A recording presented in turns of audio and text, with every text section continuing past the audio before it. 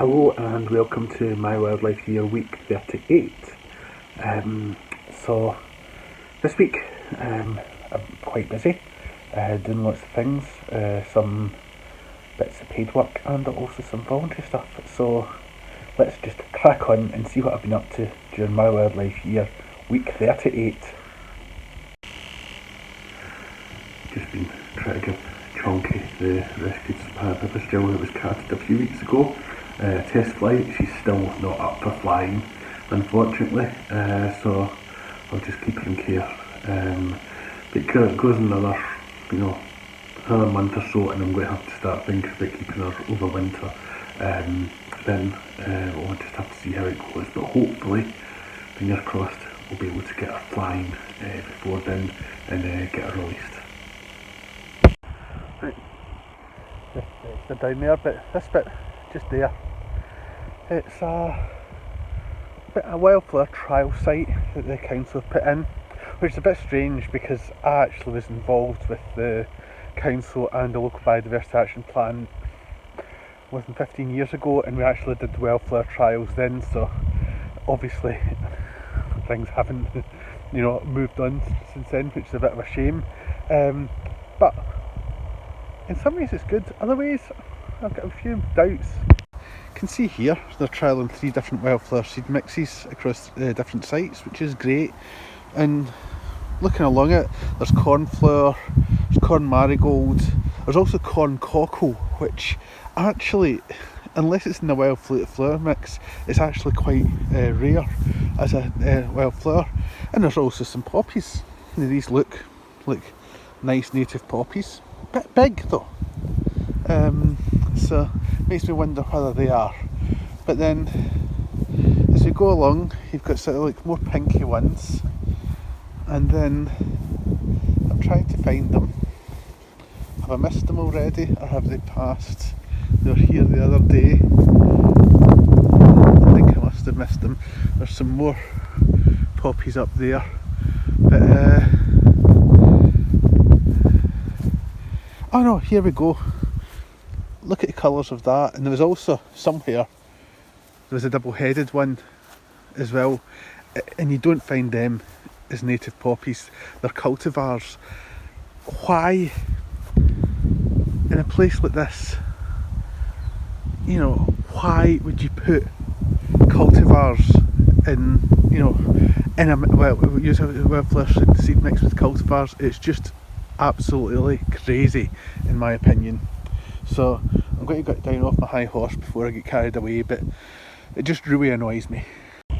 As I say, I was involved years ago with wildflower trials in the Scottish Borders and the local biodiversity action plan, when I used to chair the Urban Habitat Working Group, and we made sure we used natives and as locally sourced seed as possible. It's just really, can you tell I'm a wee bit passionate about this? But if you're going to do wildflower planting, use local seed, and most importantly use native seed. Don't use cultivars and stuff like that. We've released enough over the past decades and hundreds of years non-native stuff. We don't need to be doing any more of that. Thank you very much.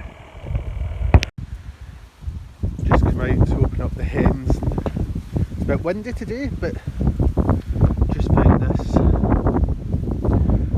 Looks like a sparrowhawk kill. All the feathers have been plucked rather than chewed off, so that tells me it's sparrowhawk. Right, I'm just heading off. I've been contacted by a construction guy who has found some bats, and there's still one there in an area where there shouldn't have been bats, so there wouldn't have been a survey carried out. It looks as if actually they probably wandered off from where they should be. So I'm going up just to check, basically checking 2 things. One is if the one that's there is okay, and if it's not, I'll take it into care. If it is, I'll just release it. And the other thing is just to check that basically what it looks like is right, that that the work can still go ahead, that basically our bat roost isn't being disturbed, that these ones have just wandered off, as happens, such as what happened a few weeks ago at the village hall that I used to live near, where the bats move away from the roost and get stuck somewhere. I suspect that's what's happened with these guys, but I'll just go up and check, and basically it means that I'm checking that the builders aren't committing any offences by carrying on with work. So I'll let them know one way or the other whether they can either carry on or whether they need to stop and consult with the powers that be. I'm back home. I didn't need this little carry case to bring any bats back. By the time I got to the site, one bat that had been remaining had flown away. There had been 3 bats in total. 2 had flown off as soon as the brickwork was taken away, and 1 was still there. It's now flown. What I think had happened is the one that hadn't flown had been stuck there, and it was a bit weaker. And it had been calling out. I think the other 2 had come down to try and find out what was going on from the roost further up the roof. So where the work was going on isn't actually a bat roost, thankfully. It was fairly clear that the bats hadn't been there, sort of like they weren't roosting there, because there's no droppings or anything like that. Just there's a couple of droppings, but that would be from the ones that had been stuck there.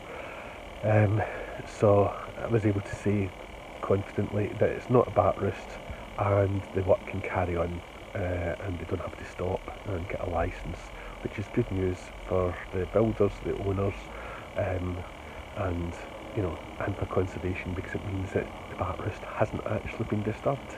Yay! I'm here in Norham. That's the River Tweed just down there.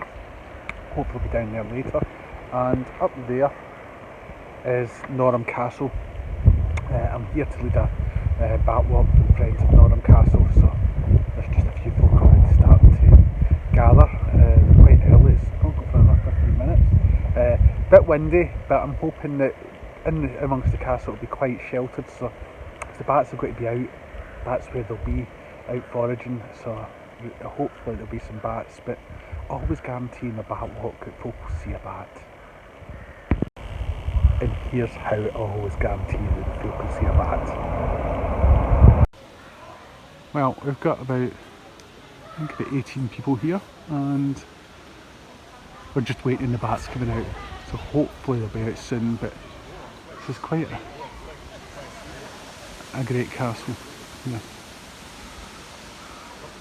It's really nice to see lots of adults and a few kids here for the bat walk. We have got bats. I think there's 2 flying about.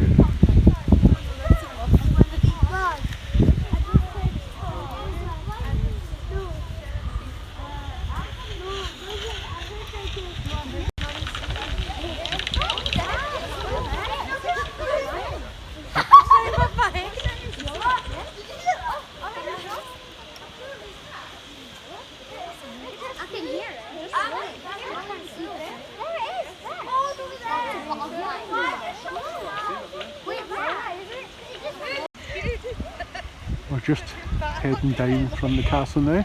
We've seen quite a few pipistrelles up there. We're heading down to the Tweed now to see what we can get down there. I'm down here at the Tweed. I don't know whether you can see that there's quite a few fish in there, and there is also somewhere out there in the darkness there's a dibenton getting caught in the bat detector. Try and catch it with the torchlight. There's a red admiral butterfly flying about.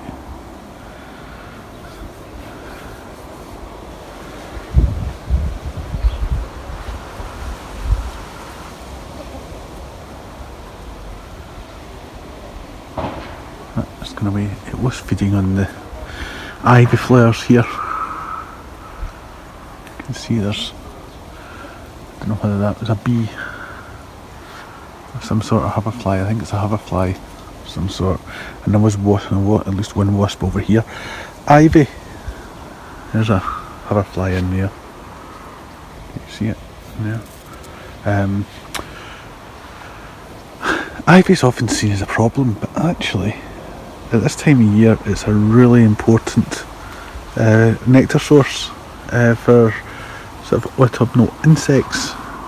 So yes, there's quite a lot of hoverfly activity in these ivy flowers.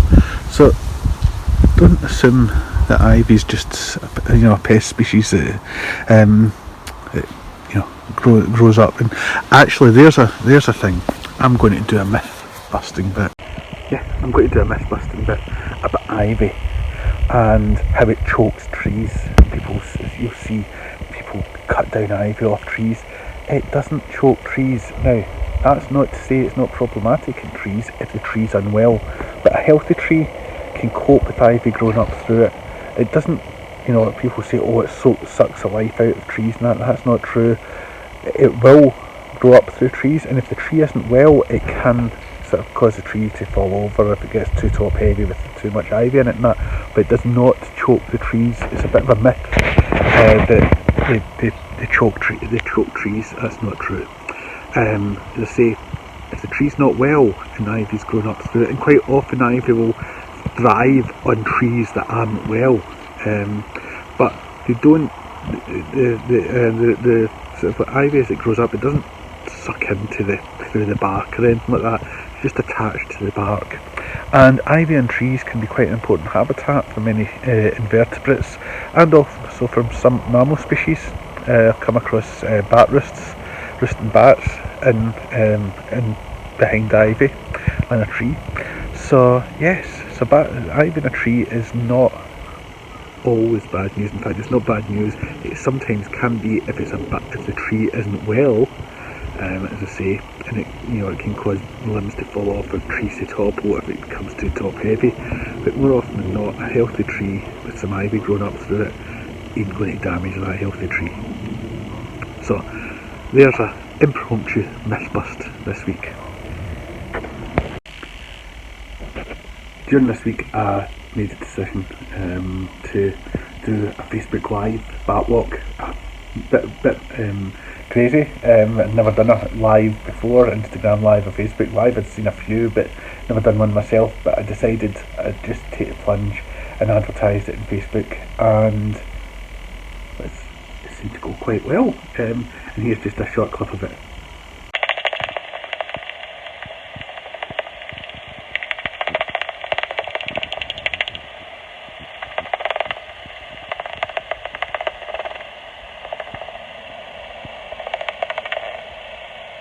Now, I don't know whether you heard that little buzz there, little electronic buzz. I just describe it as a electronic fart. There is another one there. It's a noise, electronic sort of little raspberry. There's one there, and that's called a feeding buzz. So these general clicks are the echolocation, but the feeding buzz is them going in to overdrive. So the Facebook Live seemed to go quite well. Certainly those that attended seemed to enjoy it. Some even asked questions in the comments that I was able to answer during it. If you're interested in watching it all, it's about 1 hour 8 minutes long, so it's fairly lengthy. But people that came along and actually stayed from start to finish seemed to enjoy it, so that was good. And if you want to see it, just go to my Wildlife Year Facebook page and you'll be able to watch it. And I'm just trying to think if there's anything else. I may upload the Facebook Live that walk to YouTube if I can download it and then upload it again. I'll see what the quality's like. And that's it. So that really wraps up my Wildlife Year week 38. Week 39 I'm really looking forward to, because I've got a lot on, and more importantly, it means that we're 3/4 of the way through my Wildlife Year, which is, I just cannot believe that I've actually managed to keep it up for this length of time. It's sort of like I've actually enjoyed it. I thought I would find it really difficult and that I might just sort of like give up and that people wouldn't actually be watching it and that, but there are a few people that are religiously watching it. So thank you to them. So yeah, so I'll see you next week for my wildlife here, week 39.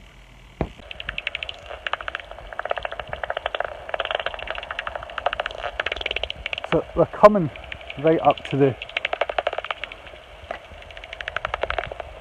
bridge here.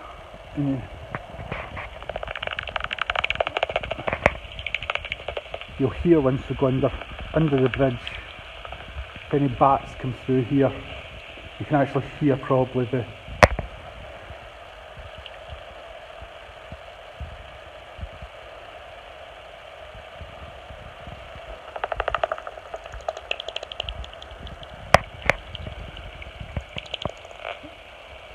none are actually coming through. It's quite amazing the noise they make, and it's echoed.